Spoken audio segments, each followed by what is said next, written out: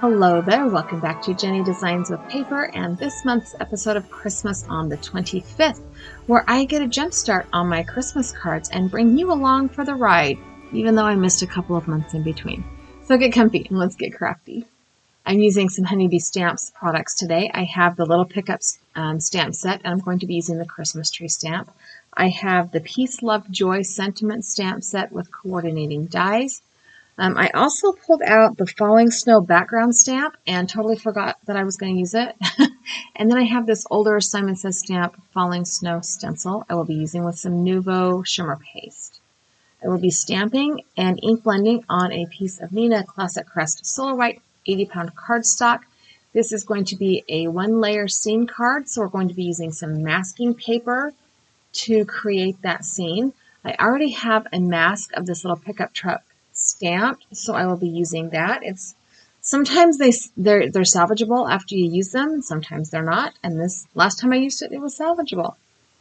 I'm going to go ahead and position this pickup truck right here on the lower third of this card. I will be trimming the card panel down to give a frame on the card base. I'm just making sure that I have enough space for the road. So I'm going to go ahead and stamp up this little pickup truck. I will ink it up with Simon Says Stamp Intense Black ink because it is Copic marker friendly or alcohol marker friendly. My ink pad is getting a little bit dry, but I need to re-ink it. So the only thing that didn't stamp really well were the tires on this pickup truck, but I figured I could fix that with a Copic marker, so I did not worry about stamping it twice. I did put a lot of pressure and spent a little more time than maybe average pressing down on the lid of my MISTI with that cloth. Once I have that stamped, and I did let it dry for a few minutes, or a few seconds, I don't know, a minute or so, while I cleaned up my stamp, and then I'm going to put the mask down. And after I have the pickup truck mask on, I'm going to go ahead and stamp the little pine tree in the back of the bed of the truck. Now, this is not an open image stamp. It is a solid image stamp, so I'm going to stamp it in Simon Says stamp. I think it was fern green ink. And then I can put a little bit of Copic coloring on top of it to add some dimensions and things like that to make it look a little bit more, to make it match the coloring of the truck is really what I did. So I'm going to go ahead and ink that up, and I only inked it up one time and stamped it one time because it was okay if it didn't stamp perfect because, like I said, I'm going to go over it with some Copic markers. Once we have the tree, the little Christmas tree in the back of the pickup truck, we can go ahead and start working on the background. So I've taken this piece of masking tape and I tore it so I had kind of that rough edge to kind of mimic that bumpy dirt road kind of look. I'm going to go ahead and put this over the top of the tires or right along the bottom edge of the tires. Kind of tore it a little bit extra, but whatever, it works. So I don't cover up the entirety of the tires. There is still going to be a little bit of sky space underneath that truck, just a little. We're going to go ahead and do some ink blending. So I pulled out Simon Says stamp. I think it says cloudy sky, something like that, and an ink blending brush. And I just was not loving how it was going on. It's probably a combination of a dry and stained blending brush. So I decided to go ahead and pull out my Distress Oxide inks. Sorry, words are hard. This is Speckled Egg, and that worked. It kind of covered up the bloppy parts of that ink that didn't work with my blending brush. And then I'm going to go ahead and remove the masking paper along the bottom. And with the other piece, the top part that I tore off, I'm going to line that up along the edge so that I can do the ground and have them kind of meet there in the middle. There will be a little bit of space I have to fix with Copics, but that's okay as well. I did pull out, this one is faded burlap maybe? I couldn't remember which one I used. And ink blending foam. And that was a very juicy pad, and it went on there very nice. So now I'm going to go ahead and remove the masking paper. There we go. Oh my gosh, you guys. I have been out of my craft room so long, I'm forgetting what things are called. It did peel off the mask of the pickup truck, and that's okay. It had torn a little bit, so it wasn't really going to be usable again. So I want to create a little red pickup truck, but as you know, with alcohol markers and red pigment in any format, it tends to bleed or smear or smudge. So I started by coloring the windows in with a very light blue. It was a BG00, I think, and it matched kind of that speckled egg, but it also kind of reflected like glass would. And we'll add some white gel pen to that after everything is finished. Then I took a toner gray and added in the darker parts of the tires. I grabbed a brown to add in the trunk of the tree and some BG 99 and 96 to color in the branches on the tree.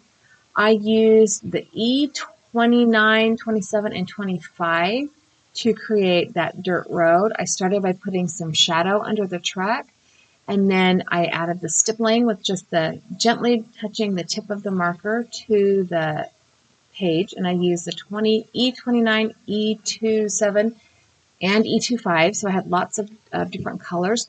And then I took the same three colors and just kind of went over it with a very sloppy horizontal coloring. I'm not trying to solid fill this in. That's what that distress ink is for in the background.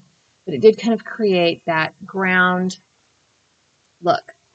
So my red combination was V99, R89, R47, and R27.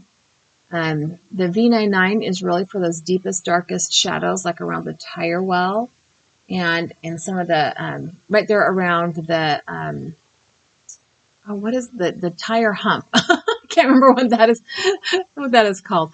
Oh my goodness, I'm not a car person either, so I don't know all the parts. But I use that V99 to create some of the deepest, darkest shadows.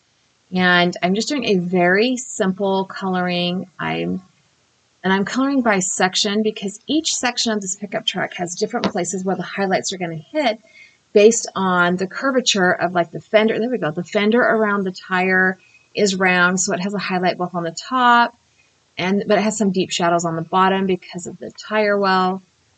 So I did each part of the truck in sections. I did not spend a lot of time on the detail work on this truck because I think the detail is going to be covered up in my next step, to be honest. So for the rims on the truck, I just used some light toner grays. For the tail lights, the brake light, and the blinkers, I used a Y17, but I think that I may not actually have even recorded. That was like everything was all done, like, oh, I forgot the lights. So I may not even have had my camera running when I put that in. I did use the light toner grays to do the chrome pieces around the bumper, and on the back bumper of this truck, right at the tailgate, there's a little bit of a metallic kind of, I don't know, petal kind of decor design that I just filled in with a cheap toner gray marker. I didn't add any depth or dimension to those pieces because I didn't feel like that those details were actually going to be visible in the end, and they weren't. And I love how the card turned out. This pickup truck stamp was one of my very first honeybee stamps because it comes with a whole bunch of different things you can put in the back of the truck. So it works for like weddings and birthdays and Christmas and Valentine's Day and harvest and flowers and obviously the Christmas tree. It has some barrels you can add to the back. It even has a little side gate you can put on, which I chose not to for this particular card, like the wood railings for these old pickup trucks. Kind of reminds me, my great-grandpa had a truck that was, I don't remember if it was a Chevy or a Ford, but it was kind of this style, and it was a green, like a dark peacock green. So now that the coloring is all finished, we're going to pull out our Jelly Roll pen. This is number 10. I'm going to add some highlights to a couple of different spots on the tires, and then the center of the tire rim, kind of mimicking where the stamping lines were already. I'm adding some diagonal lines to the windows just to kind of create that reflective look. It's not super noticeable. Even in real life, it's just one of those little details that you don't notice, but it makes a difference. And then I did the white gel pen on the handle for the door. So So I'm going to go ahead and trim this down to a 4 by 5 1/4 inch panel. So I'm taking off 1/8 of an inch off all 4 sides. The panel started out as 4 1/4 by 5 1/2. And I wanted to trim it down, kind of to trim off the edges where the ink blending wasn't the best, but also because I like having that card-based border around my cards. That's just kind of my jam. So I pulled out my Teflon ink blending mat, and I'm going to go ahead and use my ATG to put a little line of tape on the back of it so that it doesn't move along this mat. And then I'm going to use some 3M tape to position this falling snow stencil right over the whole card. And just like when it's snowing in real life, the snow does not fall around our focal image. So I am going to use this Nuvo. Let me see, what's the color of it for real? It is Moonstone Glimmer Paste is the color of this glimmer paste. And that's what I'm using to create the snow. And I'm going to put it down the entirety of the front panel of this card. I'm not going to avoid the truck. I'm just going to go right over the top of it because that's how snow would actually fall, right? And that's why I didn't worry too much about the details, the tiny part details on the truck, because they're not really going to be noticeable when you add all the shimmer. So this glimmer paste actually dries really quickly. I spread it on with this palette knife. I did a thin coat of the shimmer paste through the stencil. And once I made sure that all of the holes in the stencil had shimmer paste in them, I just picked up the stencil and the palette knife, took it to my bathroom that's right next door to my craft room, and washed it all up. And when I got back, it was dry. So it dried really quickly. And it adds like this perfect little layer of shiny snow. So once I got back into my craft room, I started working on my card base. I have a piece of 4 1/4 by 8. Let's see, it's 5 1/2 by 8 1/2 inch. So it's hamburger folded cardstock. It's one that was on my desk. It's red. It's what I wanted. So I'm folding it in half. This will be a side fold portrait style card. So it is a US A2 card, which means it is 4 1/4 inches wide by 5 1/2 inches tall. And the panel, again, has been trimmed down to 4 by 5 1/4 inches, which will allow for that border. And because my texture paste, my glimmer paste, is completely dry, I just laid the panel front side down on my desktop and put some double-sided adhesive on the back of it. And then I can center this on the front of my card and get to work on my sentiments. And of course, I eyeball centered it because I'm not mathing. You've heard me say it before, I don't math. But here you can see, especially on the pickup truck, where that little glimmer paste made it look like snow, and it was awesome. So my my decision was to use the Wishing You Joy this holiday season. And that's a 3-part sentiment. So a piece of black scrap black cardstock. There we go. I've put that into my Misty stamp positioner. And I'm going to align the stamps and stamp them all at one time because I do have the coordinating dies for these sentiments. You know, and I go back and forth with sentiment dies because I love how you can cut right around those little sentiment, you know, kind of perfectly.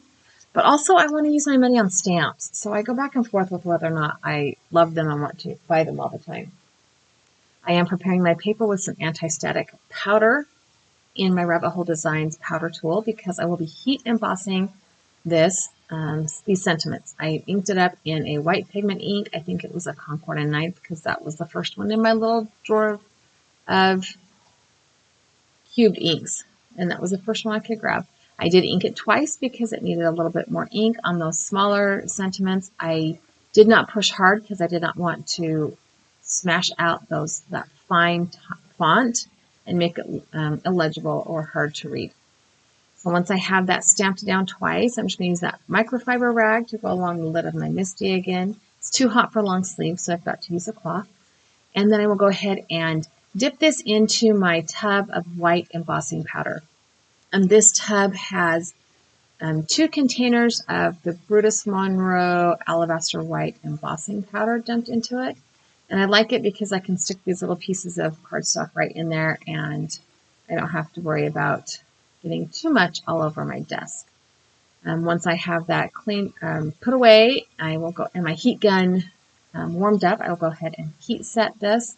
Does not take very long when you preheat your heat tool. Like, I did not speed this up. This was actual real time of how long it took to heat set this white embossing powder.